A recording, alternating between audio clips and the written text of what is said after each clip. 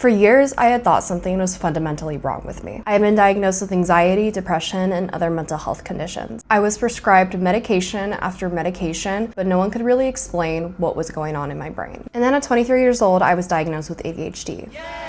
There were a few moments before my diagnosis where I realized my brain might be dealing with something different besides anxiety and depression. I'll talk about that later. In this video, I want to talk about what ADHD actually is, why so many women don't get diagnosed until adulthood, and what my experience looks like. Quick disclaimer, I am not a doctor. This is not medical advice. I am not recommending anything except for that you do research, you advocate for yourself, and you go see a doctor, maybe 2 or 3 doctors. This is all just my personal experience and research in hopes that I can maybe help someone who felt the way that I did. So what is ADHD? ADHD stands for Attention Deficit Hyperactivity Disorder. It's a neurodevelopmental disorder that affects attention regulation, impulse control, and executive functioning. A lot of people think ADHD just means you can't pay attention, but that's not super accurate. It's actually difficulty regulating attention. ADHD brains can focus intensely on things that are interesting, but struggle to direct attention toward things that aren't stimulating. ADHD can present in 3 different ways. Inattentive ADHD includes difficulty focusing,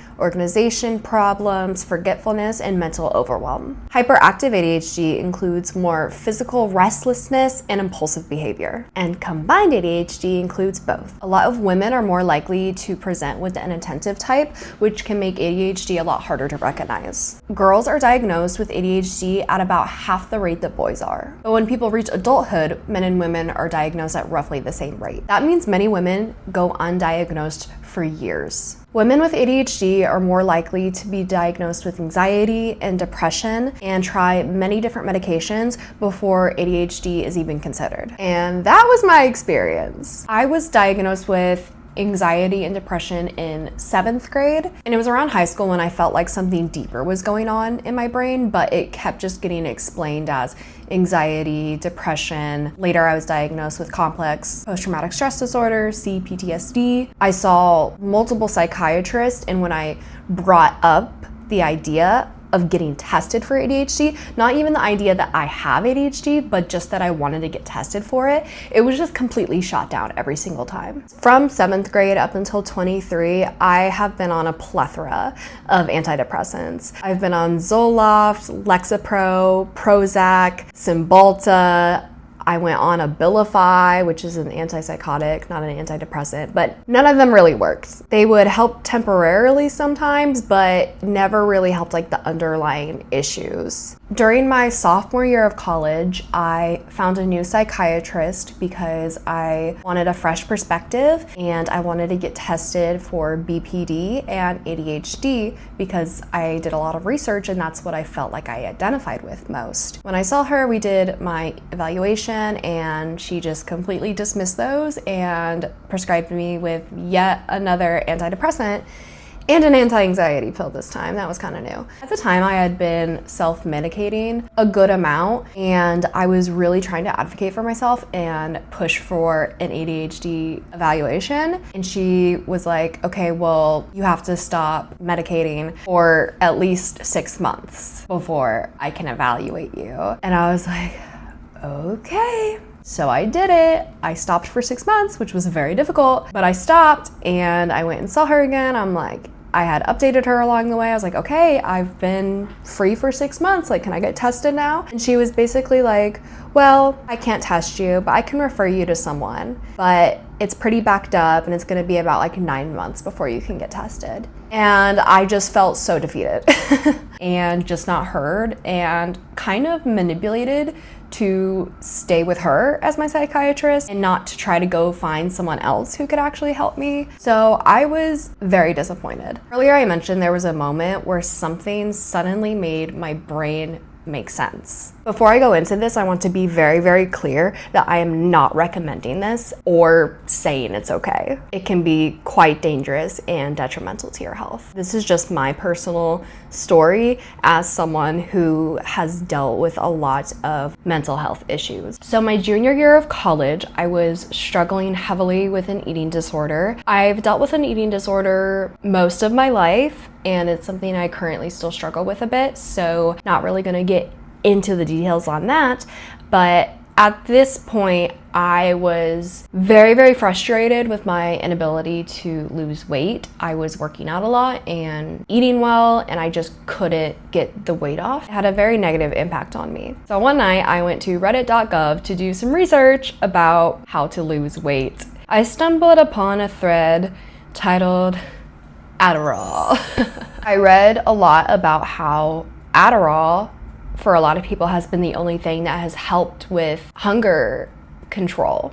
And me being as desperate as I was, I hit someone up who I knew sold Adderall, and I bought a 2-week supply. So I originally got the Adderall so that I could lose weight and eat less. But when I took it the first day and I went to work, I was blown away with the difference that I felt. I felt like I had negative 20/20 vision my entire life, and I had finally put glasses on. My head was just so much clearer. At the time, this was kind of my first full-time office job. It was an internship, but I was there during the week all day. I would be able to hyper focus the first couple hours, but after lunch, I felt like I was just completely useless. I used up kind of all of my brain energy, and I just couldn't focus, and tasks that would take me not that long in the morning, if I had to do them in the afternoon, they would take a while, and it was very, very hard for me to have any kind of motivation to finish them. But when I was on the Adderall, I had energy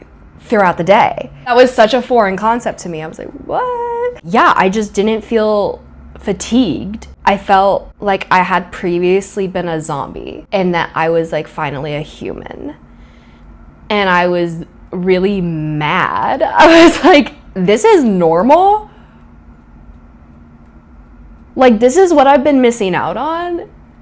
Oh, okay. I could just finally think clearly, and I had energy. I could focus. I could initiate tasks more without being, stuck in decision paralysis. It just kind of confirmed what I had already suspected, that I do have ADHD. I could not afford to keep up this habit. Getting Adderall unprescribed is expensive.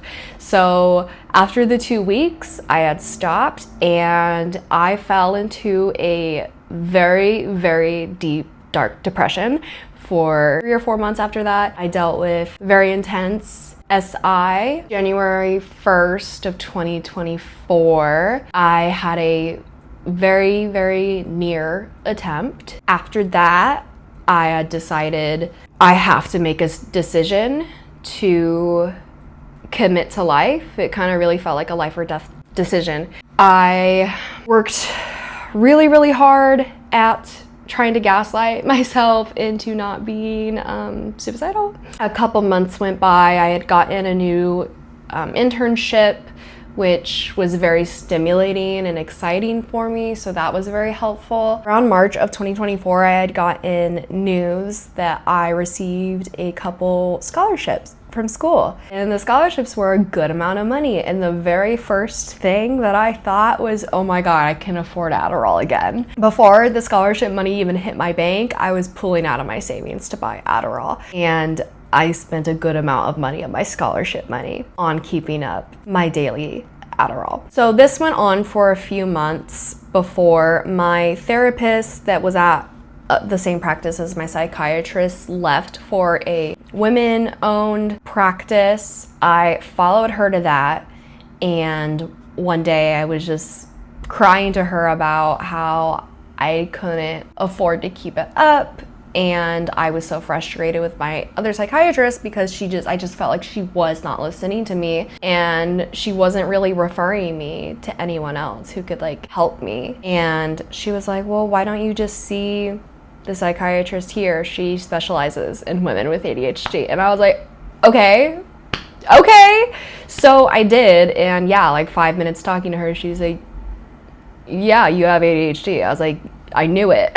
It was so frustrating because then my prescription was like $10, whereas I was paying like $400. So that's how my diagnostic journey was. A bit messy, but now I'm gonna get into what ADHD felt like and feels like for me. ADHD typically looks like someone like bouncing off the walls and whatever. When I was younger, that kind of was the case at times. Like when I hung out with my friends, we had to come up with a code word that they would say if I was too hyper. Like that's a great indicator. I would just get too excited, I guess. In school, I was a very good student. I had all A's and B's all throughout high school and college. I completed all my work. I would get done with tests early. Like I was usually one of the first ones finished with tests and everything, and I would get great scores. But there were some attention issues. I think most of my teachers, since they realized that I did do all my work and was retaining the material and getting good grades, that me not paying attention during lectures, they were okay with it. But I remember there was this one teacher who wasn't.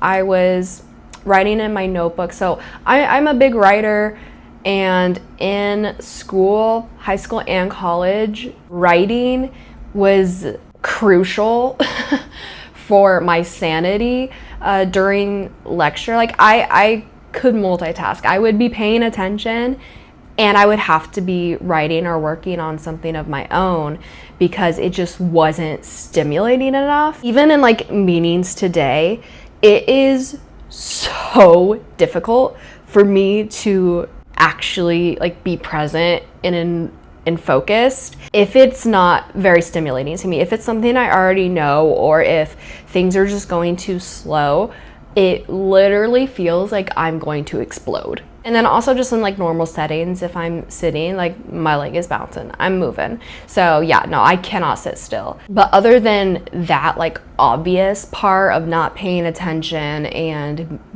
being very restless and moving a lot and talking a lot, for me, it also really looks like perfectionism, overwhelm, procrastination, and feeling like simple tasks are somehow so much harder for me than other normal people. I am, for the most part, a pretty big procrastinator when it comes to my own stuff that I actually like really care about. I'm decent at not procrastinating, but if it's things that like I don't really care about but I still have to do, like when I was in school turning in homework and stuff, yeah, I would wait until the very last hours to get those things done, and I would always pull it off. So but that is stressful. I have also always struggled socially a lot. That can be a bit common for people with ADHD. I often replay social interactions in my head afterward, like over and over again, and I'm just very, I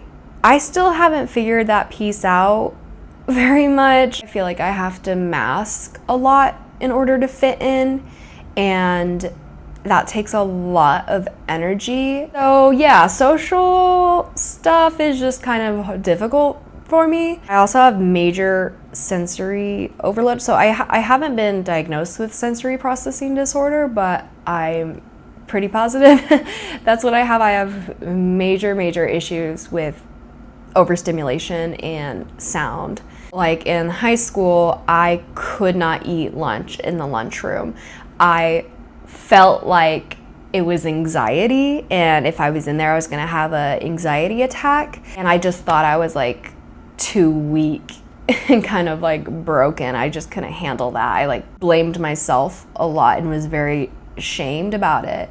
I would eat in the library. If the library was closed, I would eat in the choir room. If we couldn't eat in there, I would be in the bathroom. I couldn't go in that crowded room. It was too difficult for me. And going into grocery stores, again, I just thought it was major anxiety. I would pinch myself really hard or like dig something into my skin to be distracted from that. And that's not good. And I wish I had like realized at the time what I was actually dealing with so that I could have taken different measures to deal with those situations in a healthy and safe way. Another thing I noticed before my ADHD diagnosis is whenever I would hang out with people with ADHD, they'd be like, yeah, you have ADHD. I always felt very like seen and connected with other people who had ADHD because our conversations worked the same way. You know, a normal conversation kind of goes like this. I feel like ADHD conversations are like this. It's like multiple topics at once. You're jumping in between them back and forth, different timelines, and it just flows. It flows, and we're both able to like connect that way. Many women with ADHD become extremely good at masking their struggles. Instead of looking disruptive, they look anxious, perfectionist, and overwhelmed. One thing I want to mention that while medication can be extremely helpful for people with ADHD, it doesn't fully solve ADHD. It can help with attention regulation, but managing ADHD also requires actively working on behavioral skills, nervous system regulation, and learning how to work with your different brain. So here are a few things that have helped me manage my ADHD. Reducing screen time and screen stimulation. You can look up videos on YouTube or read some research. Short form video and swiping is ruining our attention span, our dopamine, reward systems. Just do a little bit of research on how social media and these apps are rewiring your brain, and it'll make you not want to do it as much. It is an addiction. Like, I definitely am addicted to social media, just like a lot of other people are, but I am actively working on reducing my screen time and switching to long form content consumption rather than short form. I do think it has helped. Visual lists and external systems. I'm a very visual person, and it helps for things not to get so overwhelmed and cluttered up here. So, you know, I make a lot of to-do lists, I make a grocery list, and I have a game plan for when I have to go to the grocery store, because that's a very overstimulating experience for me. It's sometimes like it's okay. Most of the time, going to the store is very difficult for me, so I always wear my headphones, usually blast meditative music, which I know isn't very good for your ears, and sometimes it doesn't completely block everything out, so I am in the market for some noise canceling earmuffs, because the last time I went to the store, it wasn't good. So I have a plan. I'm very like, I'm getting in there and I'm getting out as fast as I can. And then when I come home, make sure that I have time, I can re-regulate and lie in a dark, silent room, do some of that nervous system regulation. It's important to do nervous system regulation work not just when you need it, but make it a normal part of your routine. So for me, nervous system regulation looks like getting enough sleep, making sure I have a good eating schedule and I'm eating things that fuel me, I'm taking supplements and vitamins. I like face masks. They have kind of like a cooling effect, which feels really nice. Temperature helps a lot, so I'll run my hands underwater. If I'm having like a meltdown, I'll get an ice pack from the fridge and like put it on the back of my neck. I take a lot of baths, stretching, dancing and singing, sensory accommodations. I finally have been able to advocate more for myself and to request certain accommodations, especially with my friends. My friends are so amazing. They want me to make the requests that I need because they want me to be comfortable. It can be very simple, like hanging out with my friends. I can be like, hey, these lights are super bright. Can we turn some off? And most of the time they're like, oh my God, of course. And then next time I come over, they're so thoughtful, they're not gonna have those lights on because they know that it overwhelms me, which is just like, to be loved is to be seen and understood. And it makes me so happy. I love my friends who love and accept me. I've been not forcing myself through situations anymore. If I arrive to a restaurant or a cafe that is super busy and loud and crowded, I'm gonna leave and go to a different one. I don't want to force myself into these situations that I can't handle anymore. It's not worth it for me. My final message to kind of wrap this all up, getting diagnosed doesn't suddenly solve everything. It gave me language for things I had spent years blaming myself for. And if you're watching this because you're questioning if you have ADHD, you are not alone. Someone in my life, when I told them that I got diagnosed with ADHD and how much it had changed my life, he said, feels like everyone's getting diagnosed with ADHD. That's not true. That isn't true. It's very difficult, actually, for women to get diagnosed with ADHD because of how good we are at masking and dealing with these struggles. But that doesn't mean that you have to keep struggling. If this video resonated with you, I would love to hear about your experience in the comments. If you would like more videos about ADHD, mental health, neurodivergency, all that fun stuff, subscribe. Thank you for coming to my corner. Bye.